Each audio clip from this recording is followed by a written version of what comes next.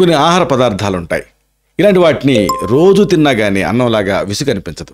అలాంటి ఒక ఆహార పదార్థం గురించి చెప్పండి చూద్దాం. అలాగే శాకాహారులకి మాంసాహారంలాగా పనిచేసేటువంటి ఒక ఆహార పదార్థం ఉంది, శాకాహారం. దాని గురించి చెప్పండి చూద్దాం. అన్నిటికీ మించి అప్పు చేసి పప్పు కూడు అంటారు. ఈ పప్పు ఏమిటి చెప్పండి? ఇదే కందిపప్పు. కందిపప్పు గురించి చెప్పాల్సి వస్తే ఒక్క మాటలో ఇది మన ఆరోగ్యానికి కంచుకోట అని చెప్పొచ్చు. ఇంతటి మహత్తరమైన ఈ కందిపప్పు గురించి నిజానికి చాలామందికి చాలా రకాల డీటెయిల్స్ ఉన్నాయి, అవి తెలియదనే చెప్పాలి.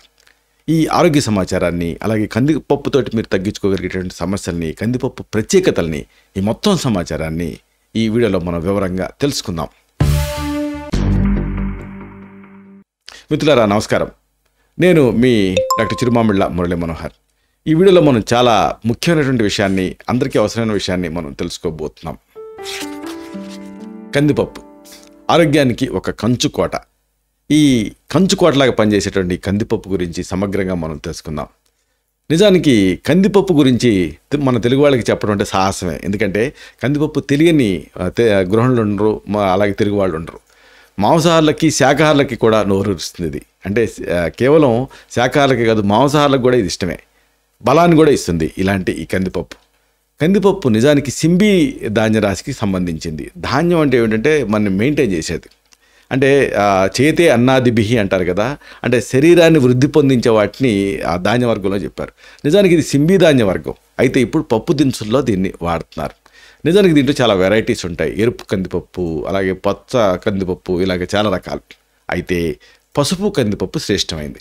మనందరం కూడా ఎక్కువగా ఈ పసుపు కందిపప్పునే పప్పు కింద, కందిపప్పు కింద వాడుతూ ఉన్నాం. అయితే ఈ నేపథ్యంలో దీని పోషకాల ప్రయోజనాలు, చరిత్ర, పుట్టుపూర్వోత్తరాలు ఇవి తెలుసుకోవటం అవసరం. కందిపప్పు భారతదేశంలో పురాతన కాలం నుంచి సాగులో ఉంది. ఇది ఆఫ్రికా, ఆసియా ఖండాలకి సంబంధించింది కింద చరిత్రకారులు భావిస్తున్నారు. క్రీస్తుపూర్వము 2000 సంవత్సరాల నుంచే భారతదేశంలో ఈ కందిపప్పును పండిస్తున్నట్టుగా చారిత్రక ఆధారాలు ఉన్నాయి. కందిపప్పు భారతీయ వంటకాల్లో ఒక ముఖ్యమైన భాగం. దీన్ని పప్పు, సాంబారు, కూరలు, ఇంకా అనేక రకాల వంటకాల్లో ఉపయోగిస్తారు. కందిపప్పుని నిజానికి శుభప్రదంగా భావిస్తారు. అందుకే ఈ పండగలు కానీ, ప్రత్యేక సందర్భాలు కానీ, ఇలాంటి వాటిలలో దీన్ని మనం ఒక పిండి వంట కింద వాడుతూ ఉంటాం. పప్పు కూడా చేస్తూ ఉంటాం. ఏదైనా శుభప్రదమైనటువంటి అకేషన్స్లో, ప్రత్యేకంగా గృహప్రవేశాలు, ఇలాంటి సందర్భాల్లో కందిపప్పుని తప్పనిసరిగా వండుతారు. అయితే దీని పోషకాల ప్రయోజనాలు మీరు తెలుసుకోవాలి. కందిపప్పులో అనేక పోషకాలు ఉంటాయి. వాటి ప్రయోజనాలు మనం కనుక ఆలోచిస్తే, ఒకటి ప్రోటీన్. కందిపప్పులో ప్రోటీన్ అనేది ఎక్కువగా ఉంటుంది. ఇది శారీరక నిర్మాణానికి అవసరం, కణాల నిర్మాణానికి ప్రోటీన్ అనేది అవసరం. బిల్డింగ్ బ్లాక్స్ అంటారు.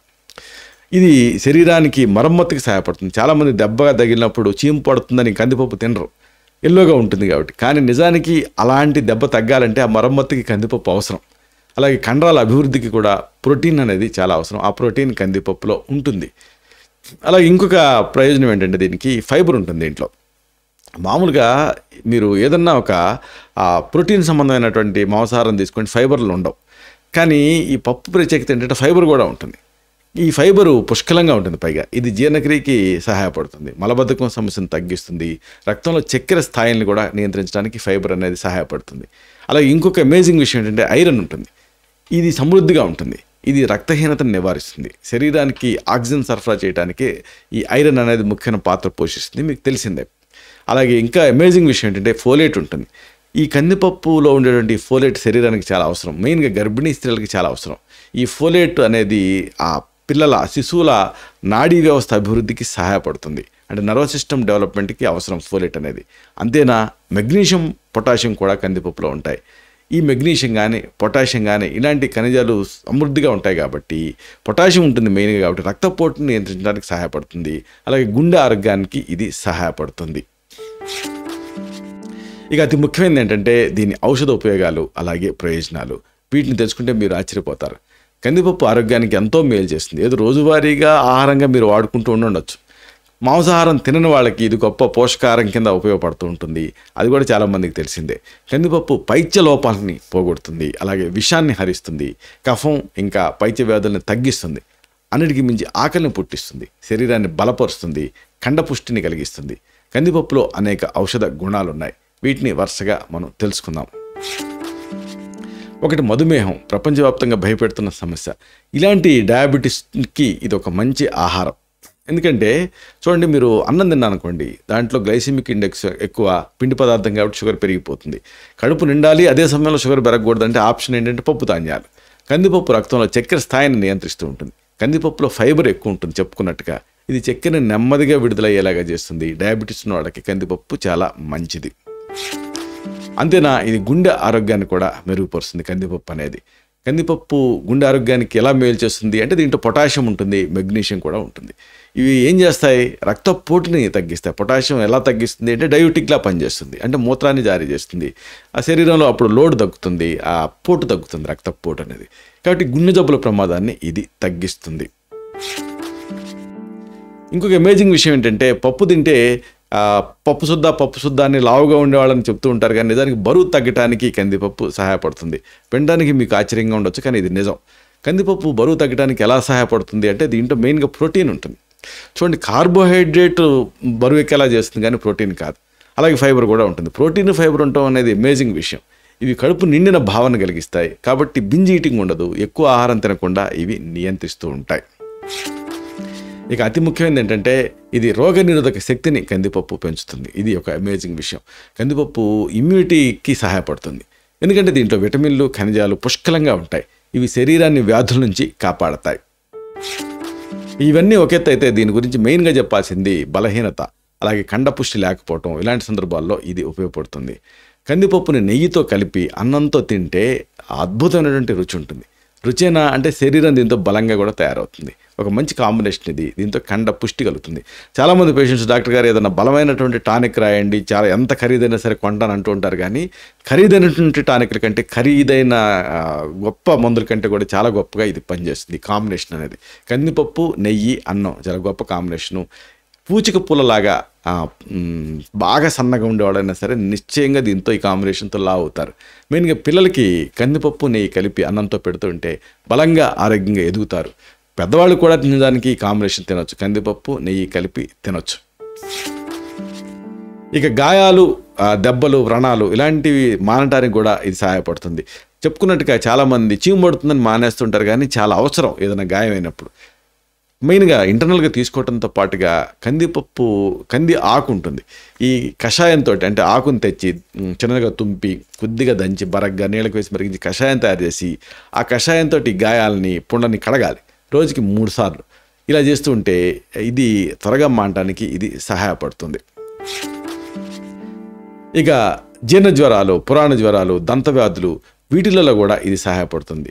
కంది పుల్లతోటి రోజుకి 2 సార్లు దంతాలు తోముకుంటూ ఉండాలి. కంది పుల్లలు క్రిములను నశింపజేసి దంత వ్యాధుల్ని తగ్గిస్తాయి. అలాగే జ్వరాల విషయంలో ఉడికించిన కందిపప్పు పైన తేట ఉంటుంది, కంది కట్టు అంటారు. దీన్ని చారుగా చేసుకొని తాగుతూ ఉండాలి. రోజుకి 1 కప్పు చారు తాగుతూ ఉంటే ఈ జీర్ణ జ్వరాలు, పురాణ జ్వరాలు అంటే ఎంతో కాలం నుంచి ఉన్నటువంటి ఈ ఫీవర్స్ వీటిలలో మంచి రిలీఫ్ వస్తుంది. ఇక నీరసం తగ్గడానికి కూడా ఇది ఉపయోగపడుతుంది. నీరసం రాకుండా ఉండాలంటే ఈ కంది పప్పు పైన నీళ్లు తేలుతాయి కదా, ఆ నీళ్లతో సహా ఉడికించినటువంటి ఆ కంది గుగ్గిళ్ళని అల్పాహారంగా తీసుకుంటూ ఉండాలి. దీంతో నీరసం రాకుండా ఉంటుంది. ఇక కఫపైత్య జ్వరాలు, అతిసారాలు ఇలాంటి వాటిలో కూడా ఇది ఉపయోగపడుతుంది. కందిపప్పు పులుసుని ఆహారంలో భాగం చేసుకోవచ్చు. ఇది కఫపైత్యాలను తగ్గిస్తుంది, జ్వరాలు, అతిసార ఇలాంటి వాటిని తగ్గిస్తుంది, నోటికి రుచిని ఇస్తుంది. అన్నిటికీ మించి కండపుష్టి లేకపోవటం, బలహీనత ఇలాంటి సందర్భాల్లో ఇది అమోఘంగా పనిచేస్తుంది. కందిపప్పును నెయ్యితో కలిపి అన్నంతో తింటూ ఉండాలి. మోతాదు అనేది మీ వ్యక్తిగత అవసరాన్ని బట్టి ఉంటుంది, కానీ ఇలా తీసుకుంటూ ఉంటే మంచిది. ఇక నీళ్ళ విరేచనాలు కూడా ఇది ఉపయోగపడుతుంది. అరకప్పు కందిపప్పుని మెత్తగా ఉడికించి కొంచెం ఉప్పు కలిపి రోజుకి 2 సార్లు తింటే నీళ్ళ విరేచనాలు తగ్గుతాయి. అంతేనా? దీనికి కాంట్రరీగా మలబద్ధకం సమస్య ఉంటే కూడా ఇది తగ్గిస్తుంది. మామూలుగా కందిపప్పు గ్యాస్ తయారై మలబద్ధకాన్ని ఎక్కువ చేస్తుంది అనుకుంటూ ఉంటారు, కానీ దీంట్లో ఉండే ఫైబరు మలబద్ధకం సమస్య తగ్గిస్తుంది. రాత్రి పడుకునే ముందు 1 కప్పు కందిపప్పుని సూప్ రూపంలో తాగాలి, అంటే ముద్దపప్పు పిక్కాడదాల్లాగా కాకుండా. అప్పుడు మలబద్ధకం సమస్య నుంచి మీరు బయటపడతారు. అలాగే దీంట్లో ఉండేటువంటి ఇమ్యూనిటీని తగ్గించే శక్తి వల్ల జలుబు, దగ్గు ఇలాంటి సమస్య నుంచి మీకు రిలీఫ్ వస్తుంది. కందిపప్పు కట్టు, అలాగే మిరియాల పొడి, తేనె కలిపి రోజుకి 2 సార్లు తీసుకుంటూ ఉంటే ఇమ్యూనిటీ పెరుగుతుంది, జలుబు, దగ్గు తగ్గుతుంది. 2 పెద్ద చెంచాల కందికట్టు రసం, చిటికెడు మిరియాల పొడి, 1 చెంచాడు తేనె తీసుకుంటూ ఉండాలి.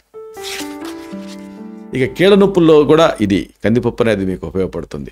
కందిపప్పును మెత్తగా ఉడికించి పసుపు అల్లం కలిపి నొప్పి ఉన్న చోట పట్టు వేసుకోవాలి. ఇక ఈ కాంబినేషన్ గుర్తుపెట్టుకోండి. ఎక్కడైనా కీళ్ళ నొప్పి ఉందనుకోండి, కందిపప్పును ముందు మెత్తగా ఉడికించండి, వేడిగా ఉంటుంది కదా, దాంట్లో మళ్ళీ పసుపు కలపండి. మామూలుగా కందిపప్పులో పసుపు వేసే ఉడికిస్తారు, అయితే కాస్త వేస్తారు, మీరు ఎక్కువ వేయాలి. పసుపు వేసి ఆ తర్వాత అల్లం గుజ్జు కూడా కలిపి నొప్పి ఉన్న చోట పట్టు వేసుకోవాలి. రోజుకి 2 సార్లు చేస్తే ఆ నొప్పులు తగ్గుతాయి. చర్మం పొడిబారిన సందర్భాల్లో కూడా కందిపప్పు మీకు ఉపయోగపడుతుంది. కందిపప్పు పిండి అలాగే పాలు కలపాలి. కందిపప్పు ఎట్లయితే మసూర్ దాల్ ఎట్లయితే వీటిని ఎట్లా వాడతామో, శనగపిండిని ఎలా వాడతామో, కందిపిండిని కూడా అలాగే వాడచ్చు. కందిపప్పు పిండి అలాగే పాలు కలిపి ముఖానికి ప్యాక్ వేసుకోవాలి. వారానికి 2 సార్లు చేస్తే అమేజింగ్ రిజల్ట్ ఉంటుంది మీకు ఈ స్కిన్ విషయంలో. అలాగే జుట్టు రాలటాన్ని తగ్గించడానికి కూడా, ఈ హెయిర్ ఫాల్ ప్రివెన్షన్కి కూడా కందిపప్పు ఉపయోగపడుతుంది. కందిపప్పుని నూనెకి వేసి మరిగించాలి లేదా ఎండలో పెట్టాలి. దీన్ని సిల్కీగా తయారవుద్ది దీన్ని తలకి రాసుకుంటూ ఉంటే. ఇక నీరసం, అలసట వీటిని తగ్గించుకోవడానికి కూడా దీన్ని వాడుకోవచ్చు.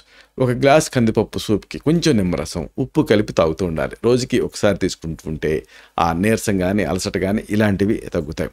అయితే అసలైనది ఏంటంటే ఇది ఎనీమియాని కరెక్ట్ చేస్తుంది అనుకున్నాం. రక్తహీనతతో మీరు బాధపడుతూ ఉంటే ఇది మీకు సహాయపడుతుంది. కందిపప్పు బెల్లం కలిపి రోజుకి ఒకసారి తింటూ ఉండాలి. అరకప్పు కందిపప్పు, 1 చెంచాడు బెల్లం, ఇలాగా 2 కలిపేసేసి మీరు తీసుకుంటూ ఉంటే చాలా రుచిగా ఉంటుంది కాంబినేషను. అలాగే ఈ సమస్యలు తగ్గడానికి మీకు సహాయపడుతుంది. అలాగే చెప్పుకున్నాం కదా, ఇది అమేజింగ్గా ఈ ఓవర్ వెయిట్ కరెక్షన్కి సహాయపడుతుంది. అంటే బరువు తగ్గాలనుకున్నప్పుడు ఇది మీకు ఒక మంచి ఆప్షన్. కందిపప్పుని ఉడికించి కూరగాయలు, ఉప్పు, మిరియాలు, మెయిన్గా మిరియాల పొడి వేసి సలాడ్ లాగా చేసుకొని తింటూ ఉంటే రోజుకి ఒకసారి అధిక బరువు తగ్గుతుంది. అలాగే అతి ముఖ్యమైన ఉపయోగం మరొకటి ఉంది, రోగనిరోధక శక్తి. దీనికోసం మీరు ఈ కందిపప్పును వాడుకోవచ్చు. కందిపప్పు సూప్లో వెల్లుల్లి, అల్లం, పసుపు వేసుకొని తాగుతూ ఉండాలి. ఇలా రోజుకి ఒకసారి తీసుకుంటుంటే ఇమ్యూనిటీ పెరుగుతుంది. అయితే ఇలాగ అన్ని మంచి విషయాలే అని మీరు అనుకోవచ్చు, కానీ నాణానికి 2వ వైపు ఉన్నట్టుగా దీనికి కొన్ని ప్రతికూల ప్రభావాలు కూడా ఉంటాయి. వీటిని కూడా మీరు దృష్టిలో ఉంచుకోవాలి. కందిపప్పు సాధారణంగా సురక్షితమైనటువంటి ఆహారం, కానీ కొంతమందికి ప్రతికూల ప్రభావాలు కనిపించవచ్చు. ఉదాహరణకు గ్యాస్ సమస్యలు వస్తూ ఉంటాయి. కందిపప్పుని ఎక్కువగా తింటే గ్యాస్, ఉబ్బరింపు ఇలాంటి సమస్యలు వస్తూ ఉంటాయి. అలా రాకుండా ఉండాలంటే బాగా నానబెట్టాలి, బాగా బాయిల్ చేయాలి. అలాగే కావాలనుకుంటే దానికి కొంచెం ఇంగువ చేర్చాలి, అప్పుడు ఆ గ్యాస్ సమస్య ఇబ్బంది పెట్టకుండా ఉంటుంది. అలాగే కొంతమందికి ఎలర్జీలు వచ్చే అవకాశం ఉంటుంది. కందిపప్పు కొంతమందిలో రేర్గా ఎలర్జీలు కనిపించే అవకాశం ఉంటుంది. అలాగే యూరిక్ యాసిడ్ స్థాయిలు కూడా పెరిగేటట్టు అవకాశం ఉంటుంది. కందిపప్పులో చెప్పుకున్నాం కదా, ఈ ప్రోటీన్ మెయిన్గా ఉంటుందని, అంటే ప్యూరైన్స్ ఉంటాయి. వీటిని ఎక్కువగా తీసుకోవడం వల్ల యూరిక్ యాసిడ్ స్థాయిలు పెరిగే అవకాశం ఉంటుంది. గౌట్ సమస్య ఒకవేళ మీకు ఉంటే అప్పుడు కందిపప్పుని మీరు చూసుకొని తినాలి. ఇక కందిపప్పుని కొన్ని పర్మిటేషన్స్ అండ్ కాంబినేషన్స్ ఉంటాయి, మందులతోటి పరస్పర చర్యలు, వీటిని కూడా దృష్టిలో ఉంచుకోవాలి. అంటే కందిపప్పు వాడుతున్నప్పుడు కొన్ని మందులతోటి ఏదన్నా చర్య జరిగే అవకాశం ఉంటుంది. ఉదాహరణకు వార్ఫారిన్ అని ఉంటుంది, అంటే రక్తాన్ని పల్చగా ఉంచేటటువంటి మందులు. ఇలాంటివి తీసుకునే వాళ్ళలో కందిపప్పుని తినే ముందు వైద్య సలహా తీసుకోవాలి. ఎందుకంటే కందిపప్పు రక్తం గడ్డగట్టే ప్రక్రియని ఇన్ఫ్లుయెన్స్ చేస్తూ ఉంటుంది కాబట్టి. అలాగే డయాబెటిక్స్ విషయంలో కూడా, అంటే మూత్ర విసర్జకాలు, ఈ మందును వాడేటప్పుడు కూడా, ఎందుకంటే మూత్ర విసర్జన మందులు తీసుకునేప్పుడు కందిపప్పుని ఎక్కువగా తినకూడదు. ఎందుకంటే కందిపప్పులో పొటాషియం ఉంటుంది, అది డయాబెటిక్ లాగా పనిచేస్తుంది. మీరు ఆల్రెడీ మూత్ర విసర్జకాలు వాడుతున్నారు కాబట్టి ఆ మూత్ర విసర్జన మందులు ఆ పొటాషియం స్థాయిని మరింత పెరిగేటటువంటి అవకాశం ఉంటుంది. కాబట్టి ఇలాంటి విషయాలలో కొద్దిగా మీరు వైద్య సలహా తీసుకోవటం అనేది అవసరం. ఇలాగా కందిపప్పు అనేది ఒక అమోఘమైన, అద్భుతమైన, ఆరోగ్యానికి కంచుకోట్లాగా పనిచేసేటటువంటి ఒక ఆహార పదార్థం అని చెప్పొచ్చు. దీన్ని యుక్తిగా వాడుకుంటే ఇది కేవలం ఆహారంగానే కాదు, ఔషధంగా కూడా మీకు పనిచేస్తుంది. ఇలాంటి మరిన్ని ఇన్ఫర్మేటివ్ వీడియోస్ కోసం ఈ ఛానల్ సబ్స్క్రైబ్ చేసుకోండి. అలాగే ఈ వీడియోలు అప్లోడ్ అవడంతోనే ఆ విషయం మీకు తెలియాలనుకుంటే బెల్ బటన్ క్లిక్ చేయండి. అప్పుడు మీకు ఒక నోటిఫికేషన్ వస్తుంది. ఆ నోటిఫికేషన్ మీరు క్లిక్ చేస్తే ఆ వీడియోని మీరు మిస్ కాకుండా చూడగలుగుతారు. అలాగే ఈ వీడియో మీకు నచ్చితే లైక్ చేయండి, అప్పుడు ఇది మరింత ఎక్కువ మందికి రికమెండ్ అవుతుంది. ఈ వీడియో తాలూకు పర్పస్ సర్వ్ అవుతుంది, అంటే అందరికీ ఆరోగ్యం అన్న మన అభిలాష, మన ఆకాంక్ష నెరవేరుతాయి. అలాగే అతి ముఖ్యమైన మరొక విషయం, మీరు కందిపప్పుని ఇష్టపడతారా? కందిపప్పుని మీరు చిన్నప్పటి నుంచి తీసుకుంటూనే ఉన్నారా? కందిపప్పుతో ఏమైనా ఇబ్బందులు ఉన్నాయా? కందిపప్పుని ఎంత మోతాదులో తీసుకుంటే మీకు హ్యాపీగా అనిపిస్తుంది? అలాగే కందిపప్పుతోటి ఒకవేళ మీకు అవాంఛనీయ లక్షణాలు ఏమన్నా ఉంటే ఎలాంటివి ఉన్నాయి? ఇలాంటి మీ అనుభవాన్ని కామెంట్ సెక్షన్లో పోస్ట్ చేస్తే అది ఇతర సబ్స్క్రైబర్స్కి ఒక యూస్ఫుల్ ఇన్ఫర్మేషన్గా, ఫస్ట్ హ్యాండ్ ఇన్ఫర్మేషన్ కింద ఉంటుంది. దీంతో హెల్దీ కమ్యూనిటీ అనేది బిల్డప్ అవుతుంది. శతం జీవ శరదో వర్ధమానః, శతం హేమంతాన్, శతం వసంతాన్, 100 శరత్తులు, 100 హేమంతాలు, 100 వసంతాలు వర్ధిల్లుతూ జీవించండి. Stay healthy, stay happy, be positive, keep smiling. Love you all. శుభం.